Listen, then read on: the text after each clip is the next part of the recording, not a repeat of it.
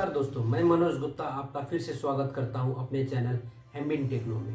तो आज मैं आपके लिए लेकर आया हूं दिल दहलाने वाला मैसिव एक्सप्लोजन जो बेरूत की पोर्ट लेबनान में हुआ था, जिससे 200 लोगों से ज़्यादा की जानें गई और 6000 से ज़्यादा लोग इंजर्ड हो गए थे।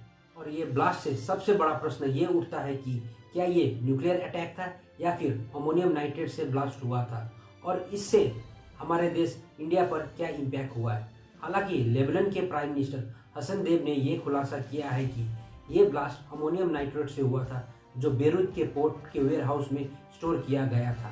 अगर इसके बारे में आपको जानना है तो वीडियो को अंत तक देखें, वीडियो को लाइक करें, सब्सक्राइब करें और शेयर करना ना भूलें। चलिए ब्लास्ट के बारे में जानने से पहले बात करते हैं एमोनियम नाइट्रेट क्या है। एमोनियम नाइट्रेट एक इंडस्ट्रियल केमिकल है जो एग्रीकल्चर में फर्टिलाइजर के रूप में यूज़ किया जाता है और माइनिंग या खुदाई में फ्यूल ऑयल के साथ मिक्स करके एज एन एक्सप्लोजिव बनाया जाता है, जिसको एमोनियम नाइट्रेट फ्यूल ऑयल भी बोला जाता है। इसका स्टैंडर्ड ग्रेड वेरियस इंडस्ट्रीज में यूज़ किया जाता है। जो हाईएस्ट प्योरिटी वाला है वो इलेक्ट्रॉनिक मैन्युफैक्चरिंग में यूज़ करते हैं। जो हाई प्योरिटी एमोनियम नाइट्रेट होता है वो गैस इंडस्ट्रीज में भी यूज़ करते हैं, जिसमें नाइट्रस ऑक्साइड गैस लार्ज या अल्ट्रा लार्ज स्केल में प्रोड्यूस किया जाता है। और यही nitrous oxide gas electronic manufacturing में यूज किया जाता है, जिसको केमिकल डिकम्पोजिशन करके semiconductors like transistor, circuit, chips जैसे प्रोड्यूस करके कंप्यूटर, वाईफाई, स्मार्टफोन जैसे इलेक्ट्रॉनिक डिवाइस प्रोड्यूस करते हैं। अमोनियम नाइट्रेट अपने आप आग नहीं लगती, वजह ये ऑक्सीजन जैसे एक्ट करते हैं और आग को बढ़ाने में मदद करते हैं। आग लगने के लिए ऑक्सीजन का होना जरूरी है। एमोनियम नाइट्रेट प्रिंस आसपास की हवा की तुलना में कंसंट्रेशन सप्लाई ऑफ ऑक्सीजन ज़्यादा प्रोवाइड करते हैं। यही कारण है कि माइनिंग एक्सप्लोजन में ऑयल और फ्यूल मिलाया जाता है। इनफ हाई टेम्परेचर पर अमोनियम नाइट्रेट अपने आप डिकम्पोज हो जाते हैं। ये डिकम्पोजिशन से गैसेस क्रिएट होते हैं, जिनमें नाइट्रोजन ऑक्साइड और वाटर वेपर भी शामिल है। ये रैपिड रिलीज ऑफ गैसेस है और एक्सप्लोजन का कारण बनते हैं। ये बहुत पावरफुल ऑक्सीडाइजर है जो गन पाउडर जैसे नहीं है, जो एक बार आग लग जाए रोशनी की तरह और तुरंत बंद हो जाते हैं आतिशबाजी की तरह। ये बहुत स्टेबल होते हैं। इसको सही तरीके से स्टोर करना ज़रूरी है। अगर सही तरीके से स्टोर नहीं किया जाएगा तो एक्सप्लोजन हो सकता है।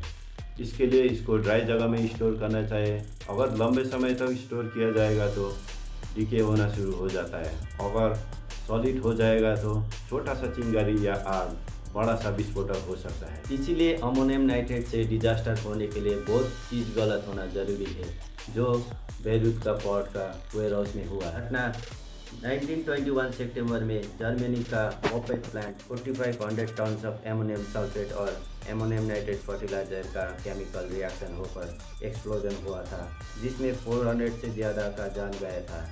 और उसके बाद गैल्वेस्टन बे टेक्सास में हुआ था और most recently west of Waco Texas और टेंजिन चाइना में हुआ था। लेबनान ऑफिशियल्स के अनुसार बेरूत के पोर्ट के वेयर हाउस में 2750 metric ton ammonium nitrate store किए गए थे। सिटी शॉपिंग और नाइट लाइफ स्ट्रीट से कुछ ही मिनटों की दूरी पर था, जो ये 2014 में सीज कर दिया था बाय गवर्नमेंट ऑफ लेबनान। हालांकि हम लोग नहीं जानते बेरूत में एक्सप्लोजन का क्या कारण हुआ होगा। इस घटना के फुटेज से पता चलता है कि ब्लास्ट होने से पहले सिटी पोर्ट के एक एरिया में आग दिखाई देती है जो ब्लास्ट में बदल जाती है। 4 अगस्त मंगलवार के ब्लास्ट से पता चलता है कि शुरुआत में आग का स्मोक ग्रे व्हाइट बादल से शुरू होता है और फिर एक्सप्लोजन के समय रेड ब्राउन ऑरेंज स्मोक में बदल जाता है, जो शॉकवेव है। और ये red brown orange smoke nitrous oxide की कैरेक्टरिस्टिक्स है जो अमोनियम नाइट्रेट से निकलता है और ये गैस टॉक्सिक होता है। लेबनान की तबाही देखते हुए भारत में भी पोर्ट्स और कंटेनर टर्मिनल्स की सुविधाएं बढ़ती हैं। इंडियन ऑथराइजेशन ने चेन्नई पोर्ट्स के एक वेयर हाउस में 740 टन अमोनियम नाइट्रेट रखे हैं, जो 2015 में सीज कर दिए थे कस्टम एक्ट 1962 के तहत। ये साउथ कोरिया की करूरा बेस्ड कंपनी के द्वारा लाया गया था और इन्हें सीज कर दिया गया था क्योंकि इनके पास प्रॉपर लाइसेंस नहीं थे। ठीक लेबनान ब्लास्ट के एक हफ्ते के बाद चेन्नई कस्टम डिपार्टमेंट ने ई टेंडर करवा के 37 कंटेनर जिसमें 742 टन्स ऑफ एमोनियम नाइट्रेट था वो हैदराबाद बेस्ड कंपनी को मनाली सत्वा कंटेनर फ्री स्टेशन से चेन्नई पुलिस और पेस्को ऑफिशियल डिपार्टमेंट के अंडर ट्रांसफ़र करना शुरू कर दिया है। वही वेयर हाउस के नॉर्दर्न डायरेक्शन पर 700 मीटर की दूरी में मनाली न्यू टाउन जहाँ पे 7000 से ज़्यादा पॉपुलेशन है और इसका ईस्टर्न डायरेक्शन में सद्यकपम करके गांव में 5000 से ज़्यादा पॉपुलेशन है। उसके बाद Shravan shipping service Mindy Visakhapatnam का वेयर हाउस में 18,500 tons of ammonium nitrate store किया गया है, जिसमें डिस्ट्रिक्ट कलेक्टर और उसका 3 कमेटी मेंबर इंस्पेक्शन के लिए गया था और बताया गया है कि कोई खतरा नहीं है। फिर भी डिजास्टर मैनेजमेंट ने ऑफिशियल को बता दिया गया कि ठीक से जांच किया जाए और दुर्घटना से बचने के लिए सावधानी ले लिया जाए। मिंडी का वेयर हाउस में 30,000 टन स्टोर करने का कैपेसिटी है और इसका लोकेशन बेस्टली पॉपुलेटेड एरिया में है, जहाँ पे इसका नज़दीक में एयरपोर्ट, विशाखापट्टनम पोर्ट और HPCL रिफाइनरीज है। अगर यहाँ पे कोई भी छोटा सा एक्सीडेंट हो जाएगा तो बड़ा सा डिजास्टर होने का चांसेस है। चलिए बात करते हैं ये केमिकल्स कंपाउंड के बारे में। ये केमिकल कंपाउंड्स आते कहाँ से हैं? ये केमिकल कंपाउंड रसिया और गल्फ कंट्री से इंपोर्ट किए जाते हैं। विशाखापट्टनम पोर्ट ट्रस्ट के माध्यम से 2 लाख से ज़्यादा खतरनाक कंपाउंड इंपोर्ट किए जाते हैं और शिपिंग कंपनीज के वेयर हाउस में स्टोर किया जाता है। सिविल लिबर्टीज कमेटी के प्रेसिडेंट टी श्रीराम मूर्ति ने कहा, वेयर हाउस इंडस्ट्रीज से घिरे हुए हैं, जिनमें हिंदुस्तान पेट्रोलियम कॉरपोरेशन लिमिटेड भी शामिल है। यदि लेबनान जैसी घटना घटी तो सबसे पहला शिकार HPCL होंगे और ये शहर के लिए बहुत बड़ा खतरा है। श्रवण शिपिंग सर्विस प्राइवेट लिमिटेड ये वो एजेंसी है जो विशाखापट्टनम पोर्ट से केमिकल कंपाउंड वेयर हाउस में स्टोर करते हैं या ट्रांसपोर्ट करते हैं। शिपिंग के MD ने कहा, नाइट्रेट को लॉन्ग टर्म बेसिस पर स्टोरेज नहीं किया जा सकता, इसका ट्रांजिट स्टोरेज होता है। इंपोर्टर्स को 2 वीक्स के अंदर नाइट्रेट भेज दिया जाता है। Warehouse safety measures follow करते हैं according to government norms. Coal India जो मेजर इंपोर्टर्स है इस कंपाउंड के। भारत में अमोनियम नाइट्रेट का घातक हिस्ट्री है।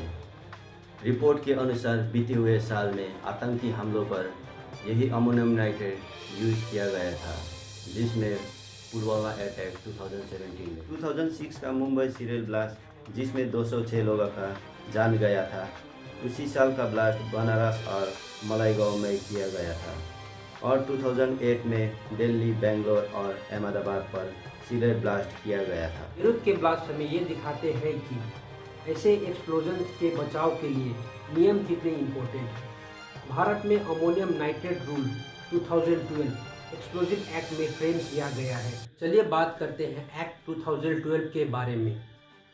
Restriction on manufacture, restriction on storage and conversion, restriction on bagging and possession of sales and use, restriction on import and export, restriction on transport, restriction on handling, restriction on use। Prevention और safety के लिए क्या measures लेना चाहिए, तो चलिए इसके बारे में बात करते हैं। मैनेजिंग हैजर्ड रिस्क और स्टोरेज, सेफ्टी डाटा शीट और कंटेनर की लेवल रिव्यू करने के बाद सबसे पहले अमोनियम नाइट्रेट से होने वाली हैजर्ड को आइडेंटिफाई करना है और उन्हें सही तरीके से स्टोरेज और हैंडल होना है, जिसके कारण नेचर, लाइवलीहुड, इन्वायरमेंट को नुकसान ना पहुंचे। System and procedure, ammonium nitrate को सुरक्षित रूप से कैसे स्टोर और हैंडल करना है, इसके बारे में वर्कर को इन्फॉर्म करने के लिए प्रोसीजर और डॉक्यूमेंटेशन फॉलो करने हैं और ये सिस्टम मेंटेन करने की ज़रूरत है। ट्रेनिंग, इंफॉर्मेशन, सुपरविजन, प्रीमिसेस में रहने वाले वर्कर्स को सही तरीके से ट्रेनिंग मिलना है, जिससे वो सही तरीके से अमोनियम नाइट्रेट को हैंडल और स्टोरेज कर सके। कंटेनर डिस्पोजल, अमोनियम नाइट्रेट को डिस्पोज करते समय ये नियमों का पालन करना चाहिए। ये पानी में हाईली सॉल्युबल होते हैं और लो कंसंट्रेशन में लाइवलीहुड के लिए घातक हो सकते हैं। यदि ये पानी के साथ कंटेमिनेट हो गया तो अमोनियम नाइट्रेट जलते हैं तो इसका रेसिड्यू हॉट ऑर्गेनिक मटेरियल होते हैं जो वायलेंट अंडरग्राउंड रिएक्शन करते हैं, जो रिकमेंडेड नहीं है। एम्प्टी कंटेनर्स को पानी से धोना चाहिए बिफोर डिस्पोजल।